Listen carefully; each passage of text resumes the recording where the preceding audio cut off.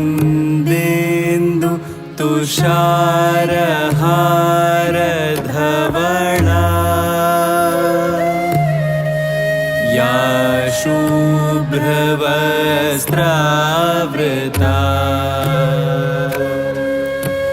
या वीणावरदण्डमण्डितकरा या श्वेतपद्मासना या ब्रह्माच्युत शङ्कर प्रभृतिभिर्देवे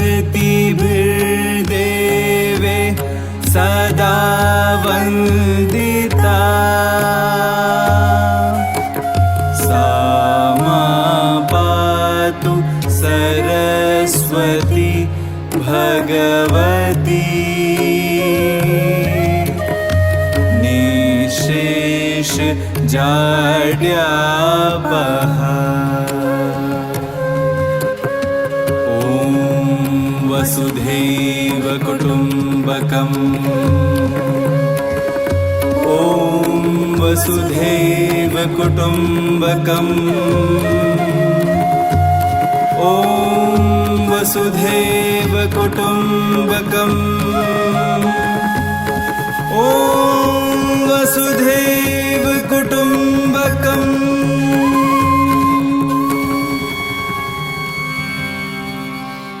ऋषि मुनि ने देखा था सपना, वेद पुराण अपनाया जग ने, जिससे निकला नाट्य शास्त्र अपना। भरत मुनि ने सूत्र बनाया, भरत मुनि ने सूत्र बनाया। आंगिकं वाचिकं आहार्य सात्विकं, आंगिकं वाचिकं आहार्य सात्विकं, यही तो है अपना वसुधैव कुटुम्बकं, वसुधैव कुटुम्बकं, वसुधैव कुटुम्बकं। मूल ग्रंथ समाप्त हो गया है। चलो अब जो कुछ सीखा है उसका अभ्यास करो। यह नवीन प्रयोग है, इसमें तनिक भी चूक नहीं होनी चाहिए। हमारा प्रणाम स्वीकार करें मुनिवर। सदा स्नेही बने। बताइए ऋषिगण, किस प्रयोजन से आना हुआ? हे मुनिवर, जब से आपने नाट्य शास्त्र की रचना की है, हमारे मन में कई प्रकार के प्रश्न उठ रहे हैं। हम उन्हीं का जवाब पाने आपके पास आए हैं। पूछे, निसंकोच पूछे। गुरुदेव, नाट्य शास्त्र की उत्पत्ति कैसे हुई? उसका उद्देश्य क्या है? आपने बहुत अच्छा प्रश्न किया है। यह प्रश्न केवल नाटक के लिए नहीं, बल्कि जीवन के सार को समझने का एक माध्यम है। त्रेता युग में जब मनुष्य काम और लोभ से वशीभूत होकर अधर्म और संघर्ष की ओर बढ़ने लगा, तब इंद्रदेव ने ब्रह्मा जी से प्रार्थना की कि कोई ऐसा माध्यम हो जिसमें देखना और सुनना एक साथ हो, ताकि मनुष्य धर्म, अर्थ, काम और मोक्ष के राह पर लौट सके।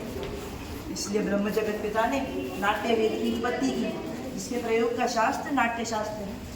लेकिन गुरुदेव, वेद तो ज्ञान के भंडार हैं। जगत का रहस्य छिपा है इनमें। वेद स्वयं में इस उद्देश्य की पूर्ति के लिए पर्याप्त है। फिर ये नया वेद क्यों? यह इसलिए ताकि यह समस्त जन के लिए सुलभ हो। सामान्य जन को नाट्य के माध्यम से शिक्षा के मार्ग पर, धर्म के मार्ग पर ले जा सके। इसी मंगल उद्देश्य से ब्रह्मा जी ने चारों वेदों को मिलाकर नाट्य शास्त्र की रचना की। चारों वेदों के तत्व वो क्या है गुरुदेव? नाटक में जो पाठ सुन रहे हैं आप, ब्रह्मा जी ने इसे ऋग्वेद से लिया है। ऋग्वेद, सुंदरकांड का धार सामवेद है। यजुर्वेद से लिया है अभिनव, और अथर्ववेद से लिया है रस। अच्छा, चारों वेदों के अंगों को मिला के नाट्य शास्त्र की रचना की। तो ऐसे हुई नाट्य शास्त्र की उत्पत्ति। तो मुनिवर, क्या नाटक केवल देवताओं के लिए बना गया है? नहीं, यही संशय दानवों ने ब्रह्मा जी के सामने रखा था। तब ब्रह्मा जी ने उत्तर दिया कि नाट्य शास्त्र तो सबके लिए है, यह देवताओं, दानवों, मनुष्यों के समस्त शुभ व अशुभ कार्यों को दिखलाने वाला है। नाट्य से तो दुख से, थकावट से, शोक से पीड़ित लोगों को विश्राम मिलता है। यह तो समस्त रस, समस्त भावों, समस्त शास्त्रों, शिल्पों और कार्यों का सन्निवेश है। इसमें ऐसा कोई ज्ञान, ऐसा कोई कार्य नहीं जो नाट्य में न दिखे। अद्भुत! समस्त सृष्टि का समावेश, लौकिक और अलौकिक भी, बहुधर्मी, सारे प्राणियों के भावों की प्रतिनिधि कला। हाँ ऋषिगण, नाट्य को सारी कलाओं का उद्गम कह सकते हैं, या फिर कह सकते हैं समस्त कलाओं का संगम। मुनिवर, नाट्य कला तो एक अद्भुत कला है, उतनी ही जरूरी जितना जीवित रहने के लिए सांस लेना। फिर हमारा समाज इसे गंभीरता से क्यों नहीं लेता? कला कर्म को अनावश्यक, अनपेक्षित क्यों समझता है? हाँ गुरुदेव। हम तो कलाकार हैं, नीति के नियंता नहीं। कला कर्म करना हमारा धर्म है। हमारी बारे में, हमारी कला के बारे में तो नीति के नियंताओं को विचार करना होगा। प्रयोग के साधन व अवसर उपलब्ध कराने होंगे। नाट्य केवल कला नहीं, यह समाज का दर्पण है। मानवता को सत्य के मार्ग पर ले जाने का एक साधन है। रंगमंच जाति, धर्म, भौगोलिक सीमाओं से परे जाकर समग्रता में मानवता की बात करता है। आज भी रंगमंच समाज विषम परिस्थितियों को दूर कर समाज में समता का भाव लेकर आता है। ये भाव निसंदेह धरती को स्वर्ग बना सकता है। निसंदेह मुनिवर, कला ही समाज को पशुओं का समाज होता है।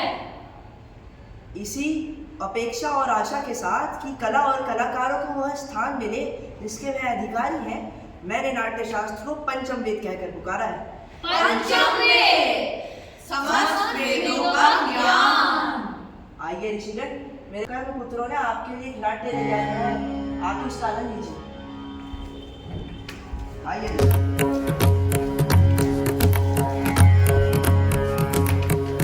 उदारचरितानां वन्दे मातरम्, उदारचरितानां वन्दे मातरम्, सर्वे भवन्तु सुखिनः वन्दे मातरम्, सर्वे भवन्तु सुखिनः वन्दे मातरम्, विश्वबन्धुत्वभावनां वन्दे मातरम्, विश्वबन्धुत्वभावनां वन्दे मातरम्, योगः कर्मसु कौशलं वन्दे मातरम्, योगः कर्मसु कौशलं वन्दे मातरम्, वसुदेव कुटुम्बकं वन्दे मातरम्, वसुदेव कुटुम्बकं वन्दे मातरम्, वन्दे मातरम्, वन्दे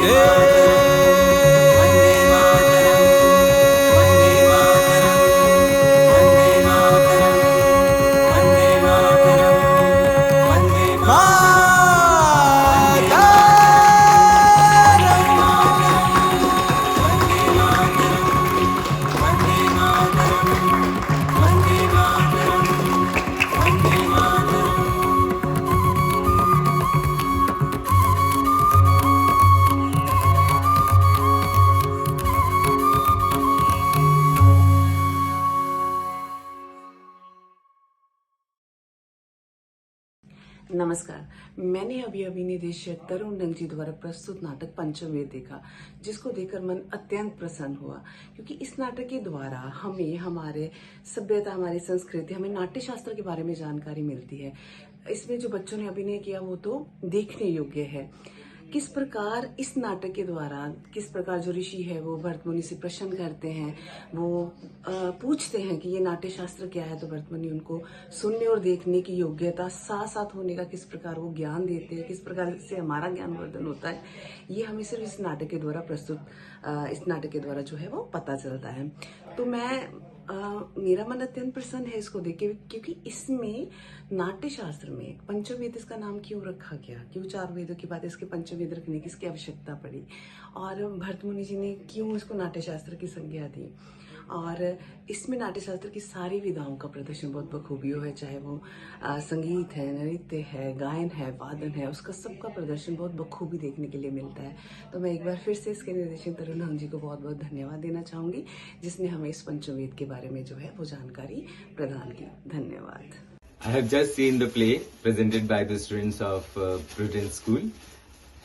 इसमें इन्होंने जो इशू उठाया है वो बिल्कुल सही है। इन्होंने पंचम वेद जिसे कहा वो वास्तव में जैसे कोई भी कलाकार बनना चाहता है बच्चा, तो उसको उसका दर्जा नहीं प्राप्त होता, उसको लगता है कि भाई ये फालतू की चीज कर रहा है।